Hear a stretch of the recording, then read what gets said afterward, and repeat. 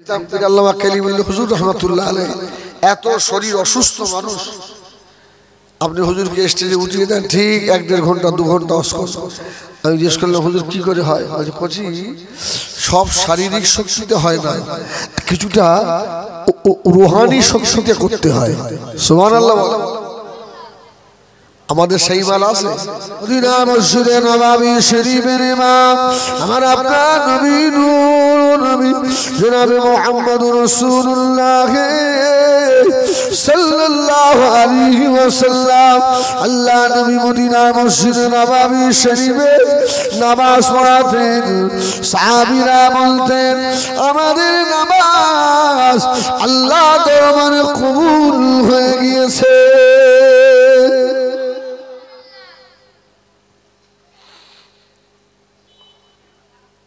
সাহাবীরা বলতে পারতেন। জোহরের নামাজ হয়ে গেল, এই রাসূলুল্লাহ আবার ওয়াজ শুরু করে সুবহানাল্লাহ বলে, আবার সাহাবীরা খাবে না, এই সাহাবীরা খাবে না, খাওয়ার কথা ভুলে। আর আমরা ওয়াজ করি আর বসে বসে সব বাদাম খায়, কেউ খৈনি বানায়। কি আল্লাহ, মানে আমাদের ওয়াজে তাসির নেই। আমার ভাইয়েরা সোনামানিকেরা, আল্লাহ নবী ওয়াজ করছেন, আসরের সময় হয়ে গেল। নবী আমার আবার ডাক দিলেন, কোথায় গেলে বাবা বেলাল? ও বাবা বেলাল। হযরতে বেলাল আযান দিলেন। আল্লাহ নবী আসরের নামাজ পড়ালেন। আল্লাহ নবী আসরের পরে আবারও শুরু করলেন। মাগরিব হয়ে গেল। আল্লাহ নবী মাগরিবের আযান দিতে বললেন। হযরতে বেলাল মাগরিবের আযান দিলেন। আল্লাহ নবী ইমামতি করলেন।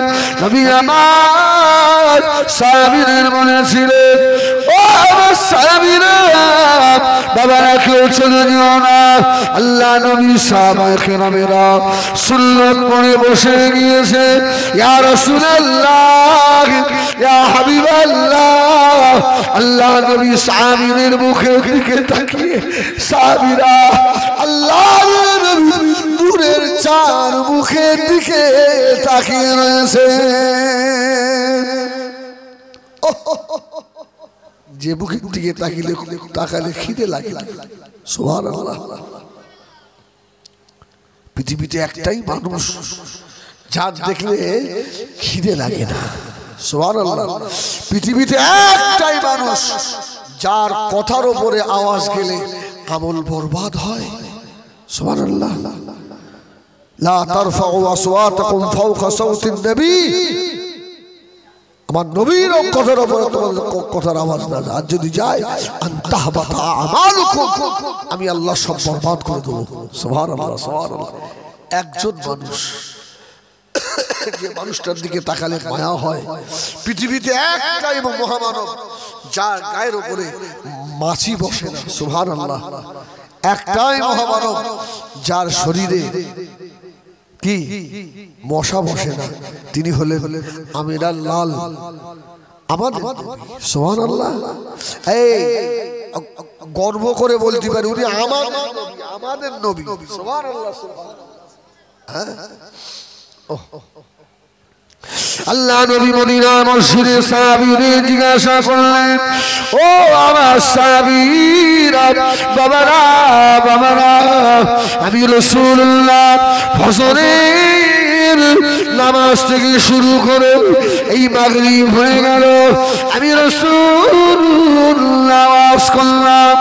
ও আমার সাহাবীরা, আমি কি ওয়াজ করেছি তোমরা কি বলতে পারো? সাহাবীরা বলেছিলেন, ইয়া রাসূলুল্লাহ, ইয়া হাবিবাল্লাহ, সব কি আমাদের মনে আছে নাকি? রাসূল বললেন, এই সকাল থেকে সন্ধ্যা পর্যন্ত যা ওয়াজ করেছি, আজ থেকে কিয়ামত পর্যন্ত কি হবে সব ওয়াজ করা হয়ে গেছে। সুবহানাল্লাহ। এই সুবহানাল্লাহ বলবেন না? তাহলে নবীর কাছে অ্যাডভান্স খবর।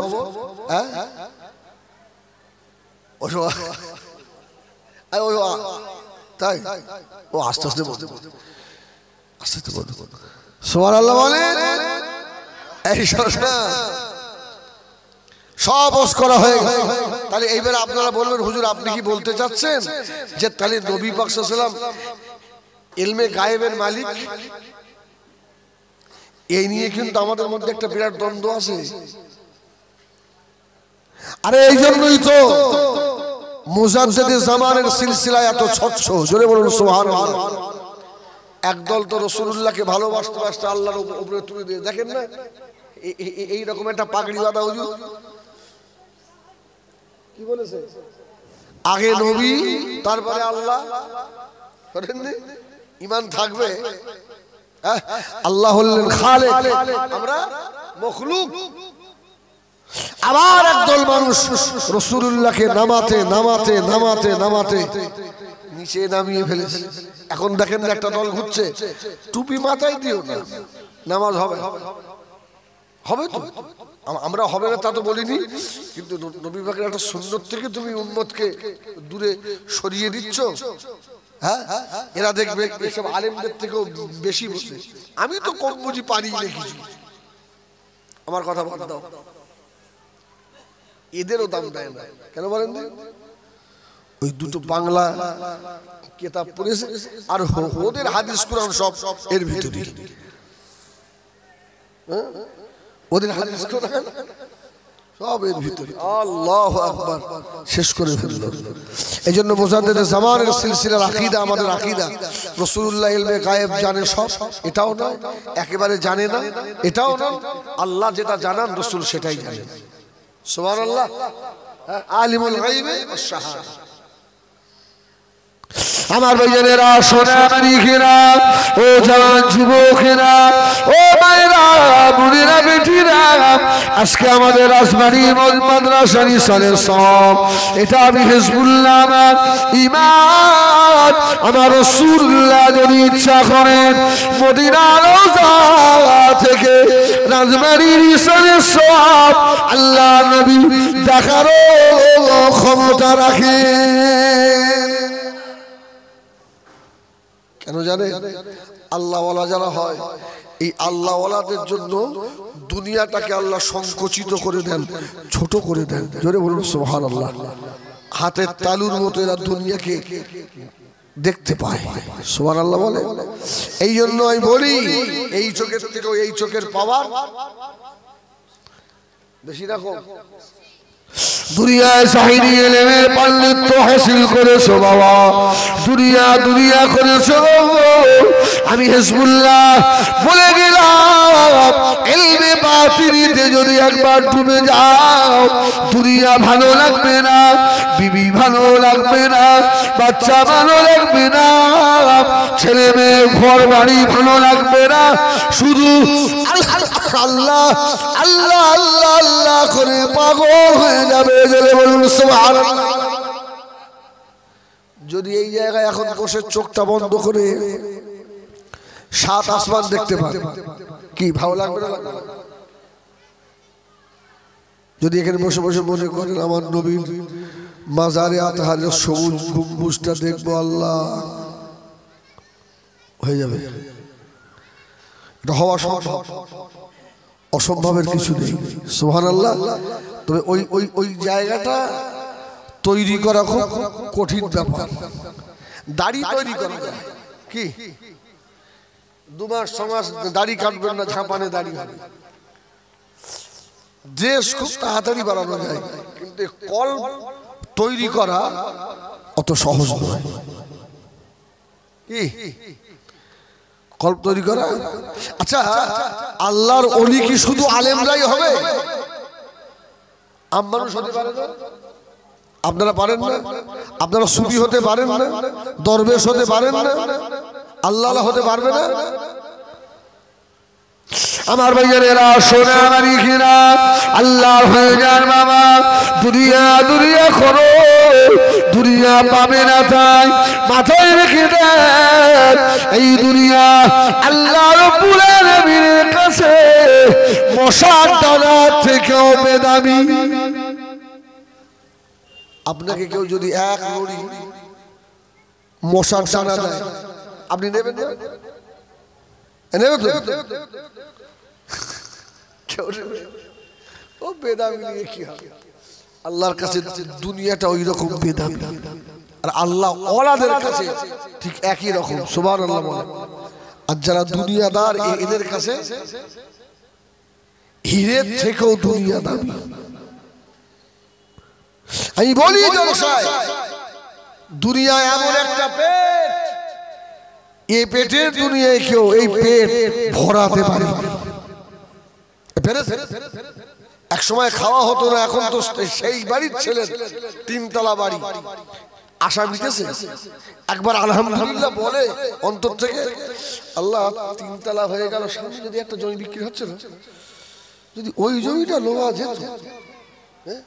আল্লাহ বলে নেমো হারাম, ফ্যান খেয়েছিস তুই, ফ্যান খেয়ে মানুষ হয়েছিস, এখন তো তোর তিনতলা বাড়ি, তুই একবার আলহামদুলিল্লাহ বলবি, হ্যাঁ তোর পেট ভরবে না, ভরবে না। তবে শুনে রাখো মুরব্বিয়ানেরা, জওয়ানেরা, এই দুনিয়ার ভিতর থেকে দিনকে বার করে নিতে হবে। আপনি মাঠে কাজে গেলেন, রাস্তায় কোথাও গেলেন, আযান হয়ে গেল, হাইয়া আলাস সালাহ,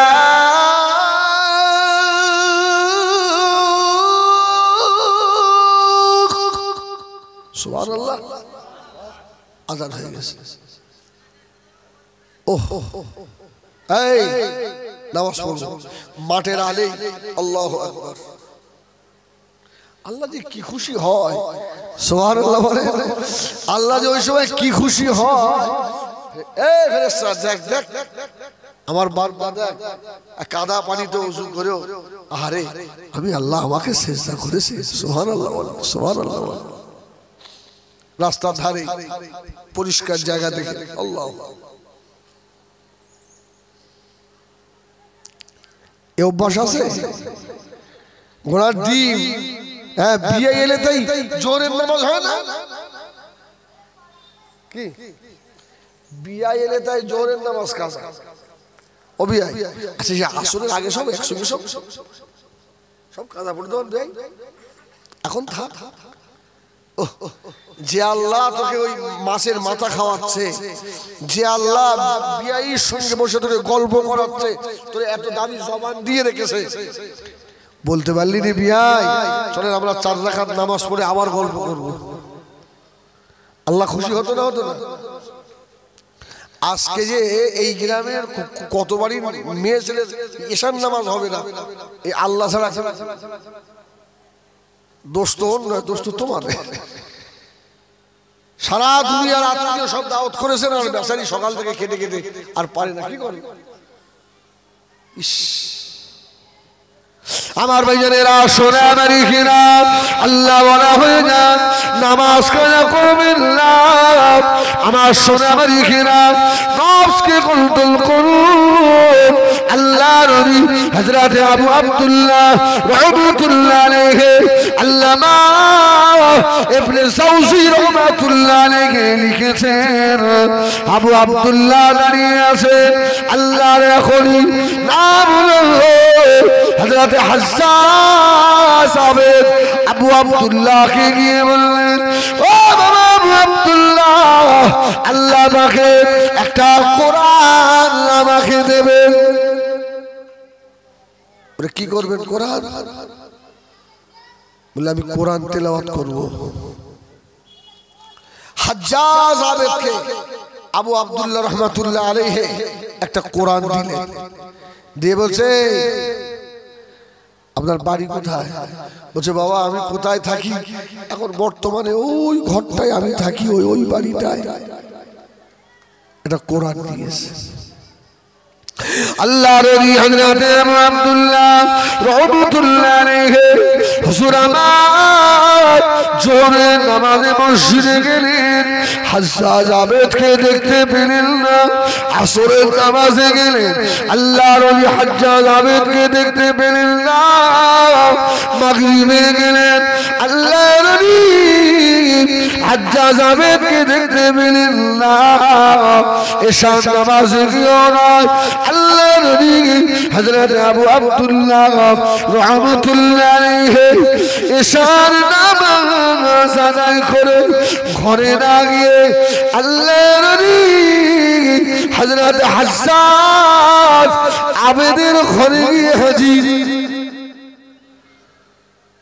ঘরের দরজা বন্ধ, ঠোকা দিচ্ছে, কেউ আওয়াজ দেয় না। দরজা খুলে দেখছে হাজ্জাজ আবেদ ঘরের ভিতরে শুয়ে আছে, আর মা যেমন তার শিশু বাচ্চাকে বুকের সঙ্গে নিয়ে জড়িয়ে থাকে, আল্লাহর কোরআনটাকে বুকের সঙ্গে ওইভাবে ধরে ইন্তেকাল হয়ে আছে। সুবহানাল্লাহ বলে, ইন্তেকাল হয়ে গেছে।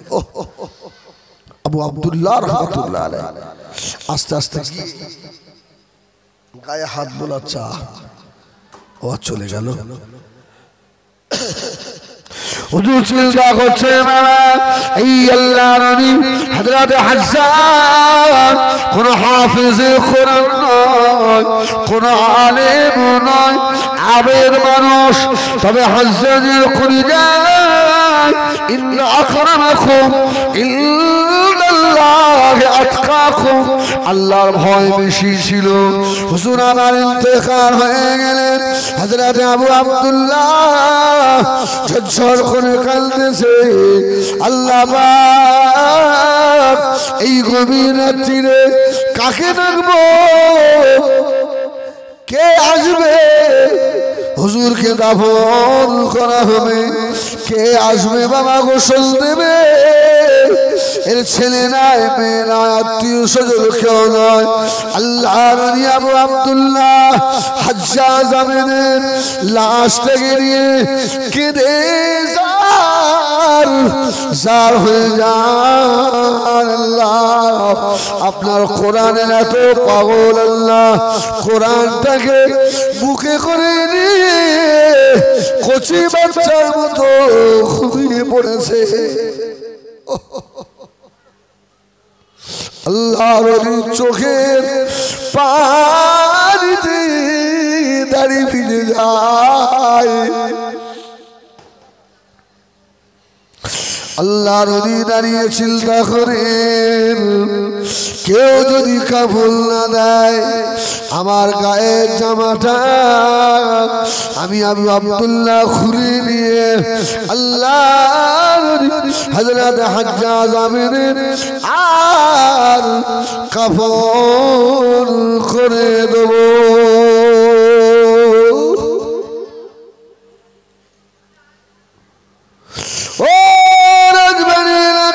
সোনারা এ কোরআনের প্রেমিকেরা কাকা করে শুনুন। আল্লাহর নবী আবু আব্দুল্লাহ হাজ্জাজ আবেদের বুক থেকে আল্লাহ কোরআনটাকে উঠিয়ে নিয়ে আর কোরআন জড়িয়ে ধরে পাগলের মতো কাঁদছে। আল্লাহ তোমার কোরআনের হক আদায় করতে পারিনি। আল্লাহ আল্লাহ তোমার কোরআনকে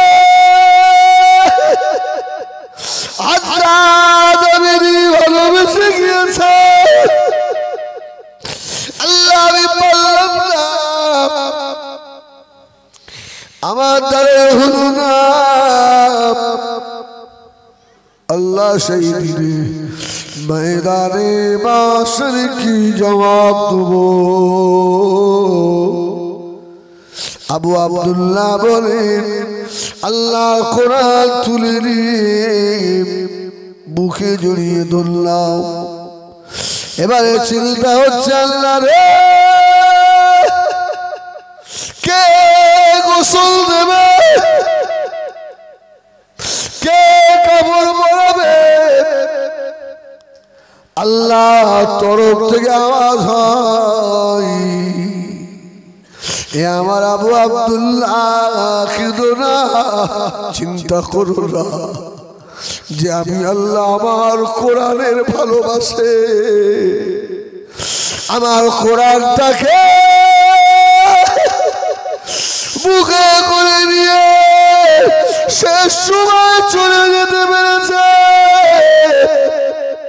আমি আল্লাহ কি পারি না ওর জন্য জান্নাতি কাফনের ব্যবস্থা করে দিতে। ও রাজবাড়ি লাগা শোনারা, আমি হিজবুল্লাহ বলবো, এই যে মাদ্রাসা রাজবাড়িতে দাঁড়িয়ে এই মাদ্রাসার কিছু দুশ্মন আছে না নাই? আছে না নাই? দুশ্মনী করো না বাবা, মৌতের সময় মুখটা জানোয়ারের মতো হয়ে যেতে পারে। আল্লাহর কোরআনের সঙ্গে বিরোধিতা করো না। 5 ওয়াক্ত নামাজি অনেক সময় বসে বসে গল্প করে, আমাদের গ্রামে টাকা খাওয়ার একটা জায়গা তৈরি হয়েছে, ওরা টাকা তুলে তুলে খায়, ছেলেগুলোর জীবন নষ্ট করে। আছে না নাই? এই আলেমগুলোকে যদি গালাগালি দেন, এরা বসে বসে কাঁদে, এদের রাস্তায় দূরে দূরে অপমানিত করেন। আল্লাহর কোরআনের খাতিরে এরা মাথা হেঁট করে চলে আসে। আল্লাহ দুনিয়ায় কোরআনের খেদমত করতে গিয়ে চোর বদনাম নিতে হয়। আল্লাহ এরা বেইজ্জতি করে। আল্লাহ বলে বান্দারা চিন্তা করবি না, আমি আল্লাহ তোকে আমার রহমতের জান্নাতের আলা জায়গা দেব, সুপারিশ করবে তোর কোরআন। জোরে বলুন, জোরে বলেন সুবহানাল্লাহ। গত বছরের লাইলাতুল কদরের দিনে আমার গুমা চৌমাথায় নামাজ পড়ে বার হয়েছি। ও মেয়েরা, একজন মাদ্রাসার আলেম যাকাতের টাকা আনতে গিয়ে দোকানে দাঁড়িয়ে দাঁড়িয়ে কাঁদছে। আমি জোহর পড়ে বার হয়ে আলেমের কান্না দেখে পাশে গিয়ে দাঁড়ালাম। কেন কাঁদছেন হুজুর, কি হয়েছে? বললে হুজুর সারাদিন তো রোজায়, পানির পিপাসা কলিজা বেড়ে যাচ্ছে, আমার নিজের জন্য নয়, মাদ্রাসার জন্য, আল্লাহর কোরআনের জন্য অমুক লোকের বাড়িতে গিয়ে ভিখারির মতো ব্যাগটা ধরেছিলাম। আমার বাবার আল্লাহ অভাব দেয় না, আমাকে গালাগালি দিয়েছে, আমাকে বলেছে কতটা দাও আর কতটা খাও। হুজুর কলিজা ফেটে যাচ্ছে, ওর কান্না দেখে আমিও দাঁড়িয়ে দাঁড়িয়ে কাঁদছি। আমাকে বলছে হুজুর দুনিয়ার মানুষেরা গালি দিক, দাঁড়িয়ে দিক, চোর বলুক, আল্লাহর ময়দানে হাসরে চোর না বলে ডাকে। আল্লাহর কোরআনের খাদেম হিসেবে আল্লাহ দেখে নেন, আল্লাহ যেন রহমতের জান্নাত আল্লাহ নসিব করিয়ে দেন। ও রাজবাড়ি লাগা ইউটিউব হচ্ছে, তাম বাংলাদেশি শুনবে। আমি হিজবুল্লাহ বলি, যদি পয়সা না থাকে আল্লাহর আলেমদের বেইজ্জতি করে তাড়িয়ে দিও না। একটু হাসি মুখে বলেন হুজুর এবারে হচ্ছে না, আগামীবার ইনশাআল্লাহ। চোর বলো না, বদনাম দিও না, তোমার কি দাম আছে সোনা? আল্লাহ নবী বলছেন একটা আলেমের দাম আল্লাহ দরবারে এত বেশি, এক সূর্য যেমন তাম দুনিয়াটাকে আলো করে দেয়। সুবহানাল্লাহ। আল্লাহ পাকের একজন আলেম আল্লাহর সূর্যের থেকেও বেশি দামি। কার বিরুদ্ধে আঙুল তোলো? কেন এরা 2000 টাকা মাইনে পায়, তাই 5000 টাকা বেতন পায়, এই জন্য এদের কোনো দাম নাই। আপনি জানেন না এরা ফজরের আগে উঠে আল্লাহ দরবারে দুটো হাত তুলে পাগলের মতো কাঁদে। আল্লাহ অল্প টাকা বেতনের চাকরি, সারাদিন ডিউটি করি,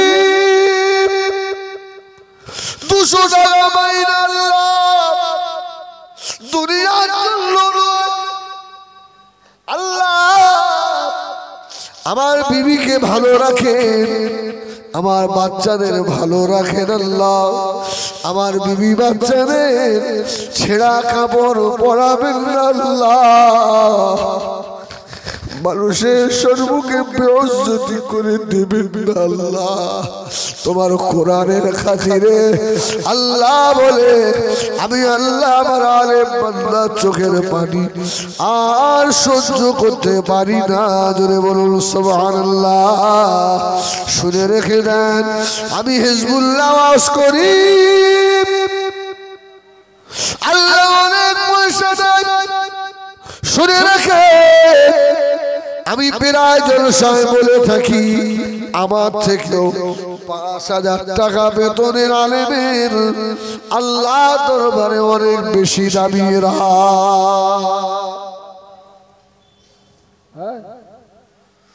অনেক সময় নিয়ত খারাপ হয়ে যায়, আমারও হয়। এই কটা পয়সা দিল, এই কটা নিয়ত খারাপ হয়, আর এরা ওই অল্প পেয়ে আলহামদুলিল্লাহ আল্লাহ শুকর আদায় করে। সুবহানাল্লাহ সুবহানাল্লাহ। সেই শুকর আমার ভিতরে নেই। অসুবিধা হচ্ছে, বলুন আলহামদুলিল্লাহ। আমার ভাইজানেরা সোনামানিকেরা, হযরত আবু আব্দুল্লাহ রাহমাতুল্লাহ আলাইহি বলেন, আমি হাজ্জাজ আবেদের পাশে দাঁড়িয়ে রইলাম। ও কোরআনের জন্য ইহরামের দুটো কাপড়, আল্লাহর কোরআনের ভালোবাসার মানুষটার পাশে এসে ঝপ। এখন তো গিয়ে সবার নামাজই পড়ব না, আমাদের ওই পাওয়ারটা আসবে কোত্থেকে? আমার ভাইজানেরা সোনামানিকেরা, নবী আমার দিন দুনিয়া বাদশাহ আল্লাহ নবী ডাক দিলেন, ও আমার সাবিরে বাবা বিলাল, কোথায় গেলে বাবা বিলাল? হযরত বিলাল ছুটে চলে এলেন, ইয়া রাসূলুল্লাহ ইয়া হাবিবাল্লাহ। হযরত বিলাল মদিনা মসজিদে নববী শরীফে আযান শুরু করে দিলেন। আযান হয়ে গেল, আল্লাহ নবী সাহাবীদের বললেন, ও আমার সাহাবীরা শুনে রাখো বাবা, এখনই জামাত শুরু হবে। সুবহানাল্লাহ। এই আমি প্রায় জলসায় বলি এই কথাটা, পৃথিবীতে যত ইমাম আছে কোন ইমাম গ্যারান্টি দিতে পারে যে আমি নামাজ পড়িয়েছি আমার নামাজ কবুল? কেন মক্কার ইমাম পারবে না? আরে তারে তো পুলিশ গার্ড করলে যায়, আমাদের ইমাম সাহেব ভাঙা সাইকেল একটা নেই, তো অত বড় ইমাম তারও হবে না? দুনিয়ার কোন ইমামের বাবার ক্ষমতা নেই বলা যে আমার নামাজ কবুল হয়ে গেছে। সুবহানাল্লাহ বলে। হ্যাঁ, একটা ইমাম বলতে পারে, একটা ইমাম বলতে পারে। সেই ইমাম সাহেবটা কে বলেন বাবা? একটাই ইমাম বলতে পারে, তিনি কে?